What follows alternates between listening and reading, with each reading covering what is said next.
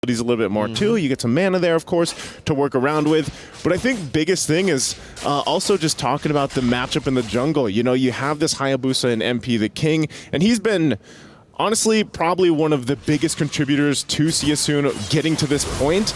And he might become, you know, now going against this Julian pick like we've seen from Kyle Teasy could be crucial. Already top lane. Great prediction on the hatch chain. Gets Flap Teasy a few resets on the Vengeance. Ra gets popped in very, very low. Force to flicker out. Boxy now shoving himself in front, forcing Few to use the Purify. Felix going for it, but now gets knocked up. Vengeance reset for Flap Teasy, and Kyle will just be able to walk in to pick up first blood. See you soon.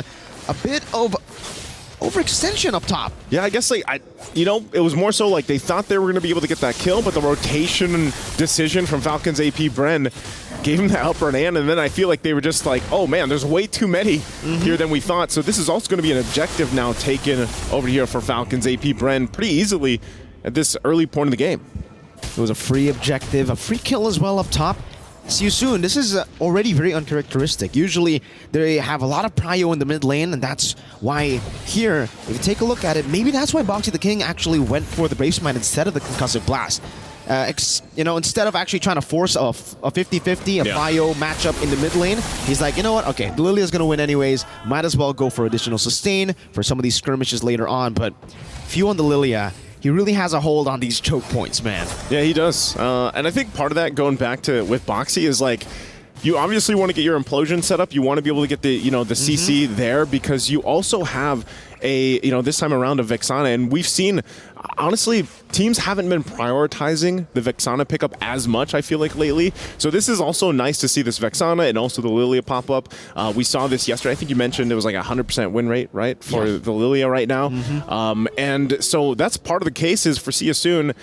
You know, you want Boxy to live a little bit longer, Ra hopefully too, able to get the damage, but this all brings us back to also that gold lane matchup. Man, bulletproof Marco, Super Marco. 20 KD. 20 KDA, you know, at this point. And Sol, obviously, on the carry pick, has to get time to build up here on this, you know, and you relying on the fact that, all right, I have very little range on this carry, so I'm going to be fighting against this kind of lineup from Falcon's AP Bren, where they actually have good setup potential as well. You can already see Thunderbelt being picked up here. By the way, I'll never forget the commercials for the Thunderbelt, man. You know, it's really good commercials for the new items here. Oh, that's the final slash from the flicker right into the chain, straight into the combo. Flap Teasy picking up a double early on.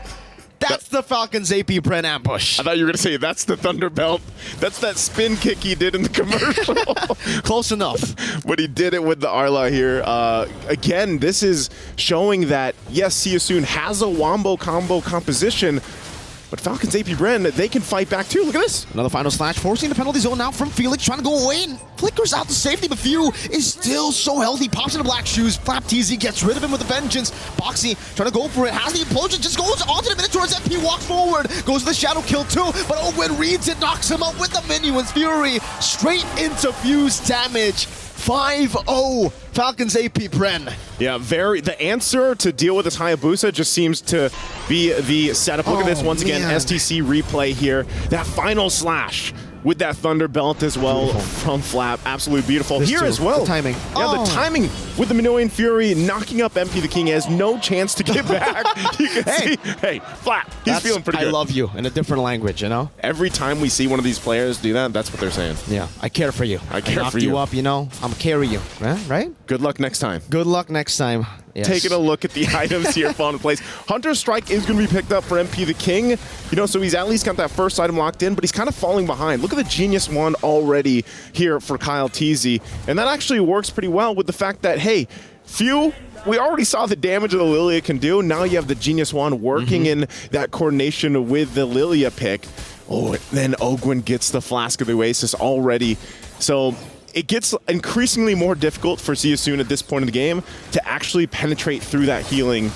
Also, look at this. Despite being labeled the hyper-aggressive, Siasoon has yet to record a first blood in MSC 2024. That's an interesting stat, despite the fact that, you know, Siasoon have been playing with the Banes, have been playing with a lot of the aggressive heroes in the jungle, too. You would expect them to go for a little bit more of this. Engages, pickoffs, but it's all been Kyle Teasy and Flap Teasy looking for these plays up top, a knock-up into a knock-up into a vengeance. Felix not able to survive there. Sorry, Felix wants to, he wants to play. He's sorry, but he wants to play. He gets continuously knocked in the air here, and already Terizla, 0-3. This is a very tough position to be in because of the fact that, once again, your job as the Terizla is to just set up hope. Final slash flicker onto Ra. Now with the flicker as well, it's going to be open, catching him. Flapteezy going to be caught in the implosion. Has the Eternal Guard there, placed out by Ra, but it doesn't connect onto anyone. Boxy able to get himself back to safety, as in the bottom lane, it's just a little bit of these gold laners trying to find a better angle on each other. No kills on the board, a lot of resources burnt though. Yeah, in this situation, now the third turtle's up. I don't know, man. See you soon. I don't know if they want to fight this. Maybe just go for this steal. But it looks like they're just going to give it up. Sorry, Felix cannot go down again here. He's already quite gapped. He's only level 7. He's about to hit level 8, but Flap's level 10 and 4-0-2. Yikes. Feather of Heaven going to be picked up by Kyle TZ. At least Soul has just been, farming up. He's been farming. Gold lane experience. For sure. MP is also going to be able to pick up the Sky Piercer here in the 7th minute of the game. Boxy picks up the Radiant Armor. Definitely now understands the threat of not just the Lilia, but the Shred coming down from the Julian. It's very, very deceiving, that damage. You don't expect it, and then suddenly your HP bar just gets completely demolished, deleted. Super Marco sieging down in the bottom lane with the Roger. Seems like Boxy can't even walk up. He was going to be able to dish out some damage. Owen has the knockup. Good Eternal Guard with the Terrify to disengage from that skirmish. And for See You Soon, it's really all about getting the gold lane to a spot where he can actually farm, because Soul is struggling now. Yeah, I would say, looking at the items here too, for See You Soon, it's got to be, we'll see you later in this game, because they need time, man, to build up. You can see the gap between the gold lane alone is going to continue to build up here. For See You Soon, it's really just letting Soul farm up, get to the point where he can actually pop off the damage, because like you mentioned, Mirko, the Julian is enough, even with that Genius Wand combination, to come up and kind of shred these tankier heroes like this. Look at Boxy just trying to get into this bush, get some vision available, holding down the tier 1. Look at that. He might have to flicker, if this continues. Felix going to be displaced by the final slash. Straight into the damage of the Vengeance. Now as MP the King walks forward with a Quad Shadow. Not enough first. It takes Felix down. The few tries to dive under the tier 1 and tier 2, sandwiching them in their own turret. And you can see the key here. That is going to be the thing that Falcon's AP Bren is looking for. Wow, already flickering out too. Just out of skill 1. I like how they, after the team fight, they're like, here, this is what you're playing for again. Shadow kill. There's no black shoes on Few, but they do still have the motivation roar. And for MP the King, he will still have that Quad Shadow to disengage. Still, this is a dominant game so far for Falcon's AP Bren. Yeah, very, very dominant. Also, great job. They actually got the tier 1 down after all that work. Hold on. Boxy? Boxy popped in an implosion there with the Terrify too, but there's no Eternal Guard. Super Marco goes with the Lycan Pounce, baits out the flicker. Now no flicker on Boxy. Even when he gets that implosion, Falcon's AP Bren, they can read it out so easily, and because of that, they're just going to go straight to the Lord. This is Lord number 1, Falcon's AP Bren. A perfect game so far. Not even a turret traded. Yeah. At all. I mean, now they do. They get a bottom lane turret, right, with the waves pushed in, but the fact that it took 9 minutes for one turret to be taken by See You Soon is concerning, Naisu. It is, and you really have to respect the way that Falcon's AP Bren plays the macro game. Sometimes they're not after these kills, and they know it. They can actually just get some of these spells out, like we saw them do against Boxy, where he burned the flicker, he burned the implosion. That's a green light to go take the Lord. And so now they're going to find themselves trying to defend up here on the top. They should be able to do okay, but I'm worried. I'm actually worried about their clearing potential because of the lead that Falcon's AP Bren has. We're talking, 6,000 gold ahead. When this Lord does get to the base, they might just force the issue and force a situation where See You Soon's left with their backs against the wall, kind of like, all right, well, I guess we're going to have to fight this. There's not much they can do right now except for play tower defense in their own base, because even Few can dive under the tier 2, utilizing waves that is all pushing in towards See You Soon. Just using the emotes, popping into Holy Defense, and now going to be attacking with another wave buildup in the mid lane too. Top lane with the Lord now. Flapteezy looking for an angle to go in as MP the King pops into Quad Shadow and the Shadow kill. And you can see the poke, the Flapteezy able to find the final slash with the flicker. Boxy gonna get the implosion down, but the Minions Fury catches them again. They're unable to go for the engage. Kyle goes and uses the way to crowd to escape. That's a stun on the Felix. No kills traded like a pounce by Super Marco as he dives deep in the base turret. MP can only just Quad Shadow back and forth.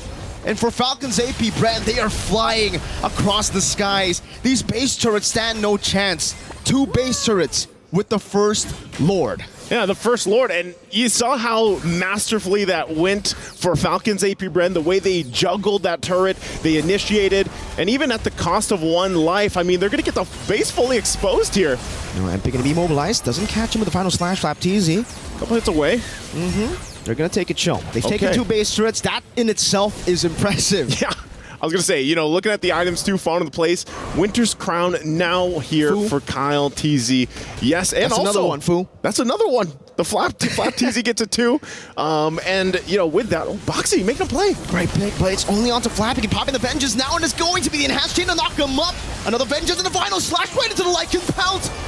Now another immobility onto the backside. Flap TZ with a dive again under the base turret. What are they going to do? MP gets knocked up, and the prediction right into the quad shadow. What are they made of? Falcon's AP Bren dominating, stomping, and now diving on Ra, forcing him back on the base. They're going to juggle the base? They're going to try to do it, man, but I don't think they can go for the kill. They don't even need to. They can just go straight for the base. That is wide open. 13-1, 12 minutes. 13-1 in the first game. The juggle, the masterful macro play from Falcon's AP Bren. Yikes. And that's going to further up Super Marco's, the bulletproof Marco KDA, man. He did not die in that game either. I mean, only 1 guy died. They only died once. It's 13-1.